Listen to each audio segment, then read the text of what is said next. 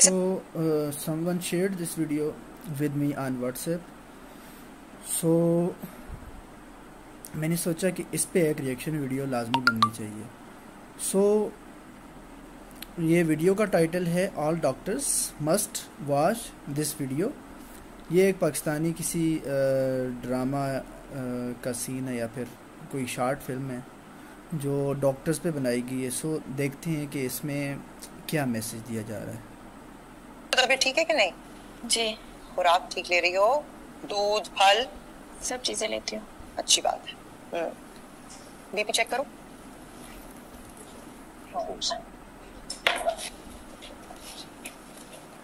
मैं आपको कुछ टेस्ट लिख कर देती हूँ, वही करा के लाइए आप. बिल्कुल हर चीज़ वैसे ही दिखाई गई है जैसे मतलब हमारे कंट्री में जो क्लिनिक में जिस तरह किया जाता है तो बिल्कुल सेम उसी तरह सीन बनाया गया है. बिल्कुल ऐसा लग रहा है जैसे रियल लाइफ में कोई डॉक्टर और पेशेंट बैठे हैं. डॉक्टर साहब, ये उस्मा के सारे टेस्ट हमने करवा दिए हैं. गवर्नमेंट हॉस्पिटल से करवा.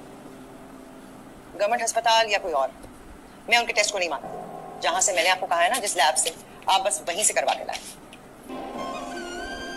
मैम, इनका बीपी नॉर्मल है. ये तो बड़ी अच्छी बात है भाई.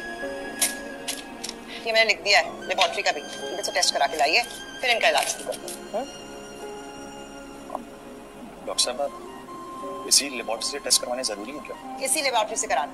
इनके टेस्ट ठीक भी होते हैं, मैं इन्हीं के टेस्ट को मानती हूँ, और 10% डिस्काउंट भी मिलेगा. जितनी जल्दी ये आप लेकर आएंगे उतनी जल्दी आपकी बेगम का इलाज शुरू होगा. ठीक है ना? जी. नेक्स्ट पेशेंट को लेकर आओ. और सुनो, लैब वालों को बता देना कि एक और पेशेंट भेजा है. अपने पास भी कहीं नोट कर लेना. ये लैब वाले कमीशन देने में ना बड़ा घपला करते हैं, जान जाती है इनकी. कुछ डॉक्टर्स ऐसे होते हैं कि वो जानबूझकर इस तरह एक्स्ट्रा टेस्ट लिख के देते हैं, लेकिन ये कुछ ज़्यादा मतलब एग्जेजरेट करके दिखाया गया कि मतलब डॉक्टर्स इस तरह टेस्ट लिख के देते हैं और वो गलत होते हैं. इस तरह मतलब लोगों में गलतफहमी फैलती है कि भाई ये टेस्ट लिख के दे दी, अब ये जानबूझकर इसने पैसे कमाने के लिए टेस्ट लिख के दी. पर हर जगह ऐसा नहीं होता है. तो ये कुछ नेगेटिव इमेज भी पेश की गई है. सो देखते हैं आगे क्या होता है. मैडम, ये हमारे कुछ प्रोडक्ट्स हैं, आप प्लीज इन्हें देख लीजिए. और हम मैडम आपको मार्केट से ज़्यादा डिस्काउंट देंगे, तकरीबन 80% आपको देंगे मैडम. नहीं, 18, कम से कम 20%. ठीक है मैडम, हम आपको 20% डिस्काउंट कर देते हैं.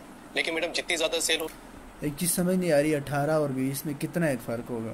तो फजूल था ये बात तो बहुत फजूल थी. हाँ, ये है कि फार्मास्यूटिकल कंपनीज वाले आते हैं और वो ऑफर्स करते हैं और बहुत से डॉक्टर्स कमीशन लेते हैं. ये बात ठीक है कि उतना डिस्काउंट का रेशो ज़्यादा होगा. आप मेरी बात समझ रही है ना? साफ साफ कहे ना कि तमाम पेशेंट्स को ये दवाइयाँ देनी है. मैडम, आपको तो बहुत एक्सपीरियंस है. आपकी क्लिनिक की सेल ज़्यादा होगी तो हमारी कंपनी की फैसिलिटीज़ भी ज़्यादा होगी, और आपके बच्चों के तमाम तालीम का खर्चा हमारी कंपनी उठाएगी. आपकी सेल और अच्छी हुई तो हम आपको वर्ल्ड टूर पे भी भेज देते हैं. World tour? जी सर. इसी इलाके में एक अस्पताल है और वो अस्पताल उन्होंने बहुत अच्छा बना लिया है. पिछले वीक उनकी पूरी फैमिली को हमारी कंपनी की तरफ से वर्ल्ड टूर पे भेजा गया था, क्योंकि भाई उनकी सेल भी तो वैसी है. हाँ, ये है कि कुछ हमारे इलाके में भी ऐसे कुछ एग्जांपल्स हैं कि वर्ल्ड टूर पे या फिर किसी का स्कूल की फ़ीस वगैरह इस तरह पे कर देते हैं फार्मास्यूटिकल कंपनीज वाले. लेकिन हर कोई एक जैसा नहीं होता. 100 में से 5-7 लोग ऐसे हैं जो कि फार्मास्यूटिकल कंपनी से पैसे लेते हैं. अच्छा मैडम, ये मेरे कुछ नई प्रोडक्ट्स हैं, आप प्लीज़ इसे आप बाद में देख लीजिएगा. फिर इंशाल्लाह आपसे मुलाकात होगी. Thank you ma'am. Thank you. आइए. ये सारी डिटेल्स ना नोट कर लेना. और ये सारे पेशेंट. और मैंने ना कुछ ऐसे डॉक्टर्स भी देखे हैं जो फार्मास्यूटिकल कंपनी से मजबूरन कांटेक्ट करते हैं क्योंकि उनके हॉस्पिटल में इतनी फैसिलिटीज़ नहीं होती. तो बाज़ औक़ात वो सिर्फ उन फैसिलिटीज़ के लिए, यानी हॉस्पिटल में कोई मल्टीमीडिया वगैरह की रिक्वायरमेंट है तो वो फार्मास्यूटिकल कंपनी प्रोवाइड कर दे, या फिर कोई बेड्स की कमी है तो वो फार्मास्यूटिकल कंपनी प्रोवाइड कर दे. तो अच्छे काज के लिए भी कुछ डॉक्टर्स इसको यूज़ करते हैं. तो सारे मरीजों को देनी है. मैम, हर पेशेंट को इन दवाओं की जरूरत नहीं होती. तुम्हें क्या पता किस चीज़ की जरूरत है, किस चीज़ की नहीं? उन्हें कन्विंस करना मेरा काम है. विटामिन है, आयरन है, इससे क्या नुकसान होगा? जी क्या बात है. ये एक पढ़ा लिखा डॉक्टर इस तरह नहीं कह सकता कि विटामिन है, आयरन है, इससे क्या नुकसान होगा. विटामिन ए डी और के, अगर ये ज़्यादा एक्सेस में हो जाएं तो इनके बहुत सारे साइड इफ़ेक्ट्स हैं। अच्छा, विटामिन डी की वजह से रीनल स्टोन्स हो सकते हैं, इस तरह हार्ट के प्रॉब्लम्स हो सकते हैं, कैल्शियम बोन्स से उतर जाता है, उसकी वजह से बोन्स वीक हो जाती हैं, ठीक है, बोन्स के फ्रैक्चर्स के चांसेस ज़्यादा हो जाते हैं। इसी तरह ए की टॉक्सिसिटी हो जाए तो विजुअल प्रॉब्लम्स हो सकते हैं, स्किन प्रॉब्लम्स हो सकते हैं। के की टॉक्सिसिटी हो जाए तो कोगुलेशन ज़्यादा हो सकती है। सो ये नहीं कि विटामिन्स की टॉक्सिसिटी नहीं होती, विटामिन्स अगर ज़्यादा ले लें, ख़ास तौर पे ए, डी और के, तो उससे टॉक्सिसिटी होती है। और साथ में आयरन, तो आयरन का एक्सेस अगर हम जेटी से लेते हैं ना, औरली अगर हम आयरन लें तो उसका एज सच ज़्यादा साइड इफ़ेक्ट नहीं होता, लेकिन ये है कि उससे हमारी जेटी प्रॉब्लम्स होते हैं अगर हम औरली लें। अगर आईवी लें तो फिर तो आयरन ओवरलोड होता है, और आयरन ओवरलोड की वजह से लिवर फेलियर हो सकता है, हार्ट के प्रॉब्लम्स हो सकते हैं, बहुत सारे स्किन के प्रॉब्लम्स हो सकते हैं। सो ये हो ही नहीं सकता कि डॉक्टर ऐसा कहे कि आयरन और विटामिन्स की टॉक्सिसिटी नहीं होती। तो टॉक्सिसिटी होती है, ये एक पढ़ा लिखा डॉक्टर नहीं कह सकता। ये वैसे ही पता नहीं ड्रामा में क्या पेश किया गया है। मैम ये दवाएं तो बहुत महंगी है, हर पेशेंट अफोर्ड नहीं कर सकता इसको। तो तुम इतनी बड़ी हमदर्द क्या बन रही हो उनकी? हाँ, जब इंसान बीमार होता है ना तो खाने के लिए पैसे हो ना हो दवाइयों के लिए आ जाते हैं, समझी तुम? डॉक्टर साहिबा, मुझे लगता है कि मैं जो दवाइयाँ खा रही हूँ उससे मेरी हालत बहुत बिगड़ रही है। अरे नहीं नहीं, दवाइयाँ बिल्कुल ठीक हैं। मैं तुम्हें कहा था कि ये दवाइयाँ तुमने लेनी है, लेकिन खालिस दूध के साथ, फ्रूट के साथ ले रही हो ना। कहाँ से दूध और फ्रूट? दवाइयों के पैसे इतनी मुश्किल से निकलते हैं, और दूध तो इतना महंगा हो गया है। इसका मैं तो कुछ नहीं कर सकती। इसके लिए ये है कि जो भी आपको अगर कोई मेडिसिन आप ट्राई करें, हर गवर्नमेंट हॉस्पिटल में भी मेडिकल स्पेशलिस्ट बैठते हैं, ठीक है, तो गवर्नमेंट हॉस्पिटल में जाएं प्राइवेट के बजाय, और गवर्नमेंट हॉस्पिटल में अगर मेडिकल स्पेशलिस्ट अवेलेबल हैं तो वो जो मेडिसिन लिखते हैं तो गवर्नमेंट को चाहिए कि उसमें कुछ मेडिसिन फ्री प्रोवाइड करे और प्रॉपर चेक एंड बैलेंस हो, तो इस तरह पेशेंट्स इजीली अफोर्ड कर लेंगे सब कुछ, अच्छी खुराक और अच्छी मेडिसिन।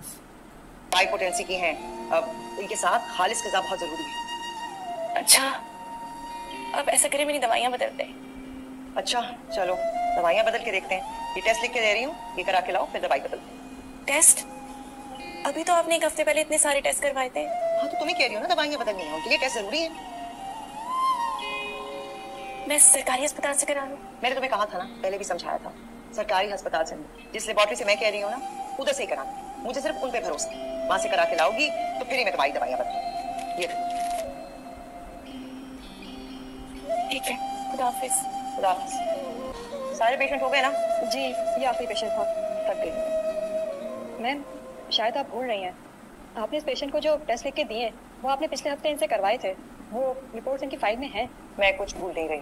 अच्छा, ये कुछ मिसकॉन्सेप्शन है कि पिछले हफ्ते अगर टेस्ट कराए हैं तो अगले हफ्ते नहीं करा सकते। इस तरह नहीं होता। अगर हम पिछले हफ्ते एक टेस्ट करा रहे हैं तो अगले हफ्ते इसलिए टेस्ट कराते हैं, देखते हैं कि भाई कोई बेहतरी आ रही है या नहीं आ रही। तो ऐसा नहीं हो सकता कि भाई पिछले हफ्ते टेस्ट कराए थे और फिर अगले हफ्ते हम टेस्ट कर रहे हैं। हाँ, अगर पिछले हफ्ते टेस्ट नॉर्मल आ गए थे तो फिर हम कोशिश करते हैं कि अगले हफ्ते टेस्ट या अगले महीने उस तरह का टेस्ट ना कराएं अगर कोई प्रॉब्लम नहीं हो रही हो। तो ये तो मिसकंसेप्शन है। अगर पिछले हफ्ते टेस्ट में कोई मसला था तो अगले हफ्ते हमने टेस्ट कराने हैं ताकि हमें पता चल सके कि हमने जो मेडिसिन दी हैं वो कितनी ज़्यादा इफ़ेक्टिव हैं। ये टेस्ट लिख के दूंगी तो कमीशन बनेगा ना। सोच रही थी कि ये क्लिनिक का जो बाहर वाला हिस्सा है उसको पेंट कराऊं। मैम, जो पेशेंट अपने बच्चे को लेकर आई हैं उनके पास एडमिशन फीस नहीं है, वो कह रही हैं आप ट्रीटमेंट शुरू करें, 1-2 दिन में बंदोबस्त करवा के पैसे जमा करवा देंगी। हाँ तो उनको साफ इनकार कर दो ना, बताया तो हुआ है मैंने तुम्हें। लेकिन मैम, उनके बच्चे को काफी तेज बुखार है, उसकी हालत ठीक नहीं लग रही। उनको यहाँ से निकालो, यहाँ पर वो शोर शराबा ना करे। उनको कहो किसी सरकारी अस्पताल में जाए। कहीं ऐसा ना हो रास्ते में जाते जाते बच्चे की हालत बिगड़ जाए। तुम्हें क्या मसला है भाई, जिनके बच्चे हैं वो संभालें, हमें उससे क्या। जितना मैं कहा करूँ ना उतना ही किया करो। ये ड्रामाज में ना कुछ ज़्यादा ही नेगेटिव इमेज दिखाई गई होती है। जैसे मुन्ना भाई MBBS में वो एक सीन था कि डॉक्टर जा रहा है वापस छुट्टी करके और अगला बंदा कह रहा है कि भाई फॉर्म फिल किए बगैर वो एक सीन था कि फॉर्म फिल किए बगैर जो है उसका एडमिशन नहीं हो रहा था पेशेंट का, और पेशेंट इमरजेंसी सिचुएशन में था। तो ऐसा नहीं होता, जैसी कोई इमरजेंसी आती है सबसे पहले जो है इमरजेंसी में पर्ची लेते हैं, पर्ची एकदम मिल जाती है, और पर्ची लेने के बाद एकदम पेशेंट को अंदर ले जाते हैं इमरजेंसी रूम में। मैंने तो आज तक नहीं देखा कि भाई कौन सा फॉर्म फिल किया जाता है और कुछ। तो ये कुछ ज़्यादा ही मतलब ड्रामाज को ऐड करने के लिए, मसाला देने के लिए कुछ ज़्यादा ही एक्स्ट्रा चीज़ें दिखाई गई होती हैं। हमने कोई खिदमत खल्क का दायरा तो नहीं खोला हुआ। हेलो, क्या ये अच्छा, क्या कह रहे हैं आप? आग लग गई है मेरे घर में। जुबैर को बुलाओ जल्दी से, हमारे घर में आग लग गई है। ऊपर वाले पोर्शन में तो मेरे बच्चे आग लग गई है। इतनी बुरी आग लगी क्या? मुझसे तो देखा भी नहीं गया। सच कह रही हो, मैंने भी देखा था। बच्चे बेचारे तो बच ही नहीं सके। अल्लाह बचाए ऐसी अजियत और ऐसी आजमाइश से। अल्लाह पाक उन बच्चों की मग़फ़िरत फरमाए।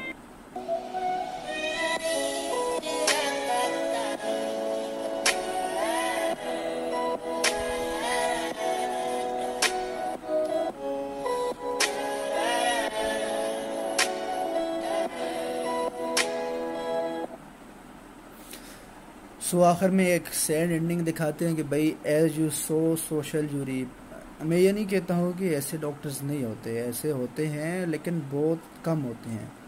और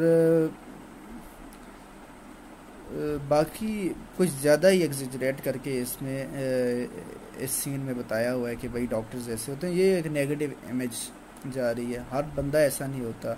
आप पॉलिटिशियंस को ले लें, उसमें 90% करप्ट होते हैं, पर उन पे आप वीडियो नहीं बनाते भाई।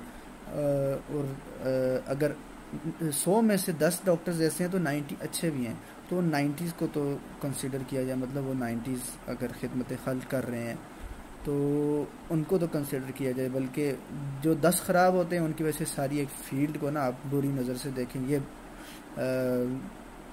ये इंसाफ नहीं है, जस्टिस नहीं है। तो उम्मीद है आपको वीडियो पसंद आई होगी। लाइक, शेयर और सब्सक्राइब करना ना भूलिए। Thank you.